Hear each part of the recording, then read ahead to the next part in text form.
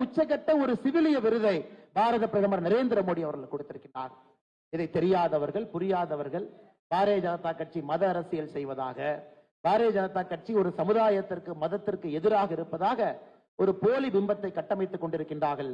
இந்த பாராளுமன்ற தேர்தலில் நிச்சயமாக அது உடையும் என்கின்ற நம்பிக்கை முழுமையாக எனக்கு இருக்கிறது. மேடையில் இருக்கக்கூடிய தலைவர்களே அதற்கு சாட்சி. ஐயா, நிறைய பேச வேண்டும் என்று துடித்துக் கொண்டிருக்கின்றேன். காரணம், இஸ்லாமிய சொந்தங்கள்கிட்ட இது போன்ற பல விஷயங்களை உங்கள் முன்னால் எடுத்து வைக்க வேண்டும் என்கின்ற ஆசை. அதே நேரத்தில் இன்னைக்கு நிகழ்வுல எல்லா தலைவர்களும் பேச வேண்டும். நோன்பு திறப்பதற்கு மிக முக்கிய தருணம். இன்னும் பாத்தீங்கன்னா 6:20, இன்னும் 1 மணி நேரம் இருக்கு. எல்லா தலைவர்களும் பேச வேண்டும். அதே நேரத்தில் இன்னைக்கு மத்தியானம் நான் நாகர்கோவில் செல்ல வேண்டி இருந்தேன். அதை இன்னைக்கு சாயந்தரமா மாத்தி இருக்கிறேங்க. 6:20 விமானத்துல நானும் நாகர்கோவில் திருவனந்தபுரம் மூலமாக செல்ல வேண்டும். தலைவர் கீழே வந்தார். அதனால அதிக நேரம் எடுத்துக்கொள்ளாமல் நான் அண்ணன் ஜி கே வாசன் அண்ணன் கிட்ட சொன்னேன், எனக்காக ஒரு 1/2 மணி நேரம் முன்னாடி வைக்க முடியுமா?